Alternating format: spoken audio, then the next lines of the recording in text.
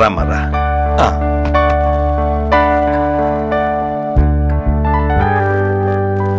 కూర్చో.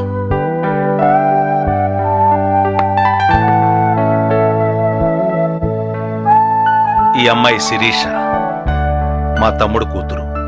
హాయ్.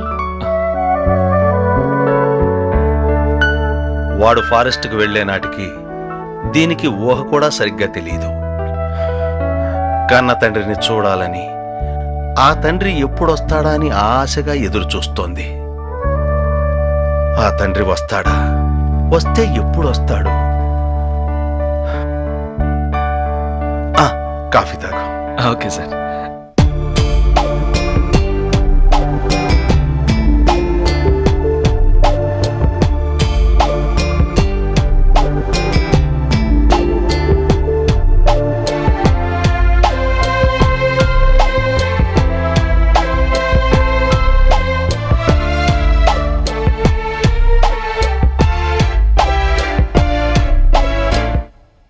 ఆ మిస్టరీని ఛేదించడానికి నేను ఫారెస్ట్కి వెళ్ళాలని నిశ్చయించుకున్నాను. ఈ అడ్వెంచర్లో నీకు విజయం కలగాలని మనస్ఫూర్తిగా కోరుకుంటున్నాను. Good luck. Thank you sir.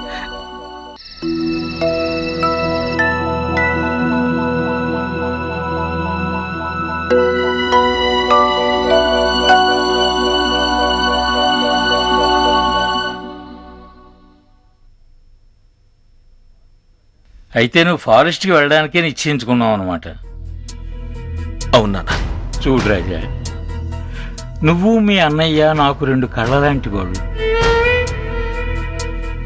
చిన్నప్పుడే మీ అమ్మ కన్ను మూస్తే మిమ్మల్ని నా ప్రాణంగా ఈ గుండెల మీద పెట్టుకుని పెంచాను. మీ ఆవేదన నేను అర్థం చేసుకోగలను నాన్న, కానీ నా బాధను కూడా మీరు అర్థం చేసుకోండి. అది కాదు రాజా. అవును నాన్న, అందరూ మనలాగే ఆలోచిస్తూ పరిస్థితులకు తలవంచి బతికితే సమస్యలు సమస్యలుగానే మిగిలిపోతాయి. ఈ పరిస్థితులు మరెంతో కాలం సాగకూడదు నాన్న. అది కాదురా, ప్రభుత్వం వల్లే సాధ్యం కానిది నీ ఒక్కడి వల్ల.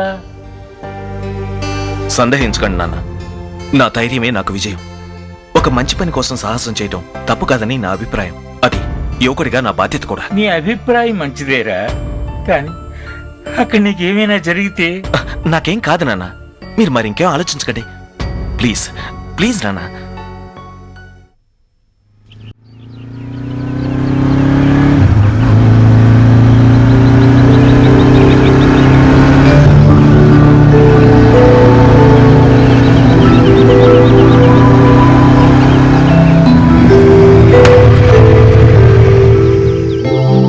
హాయ్.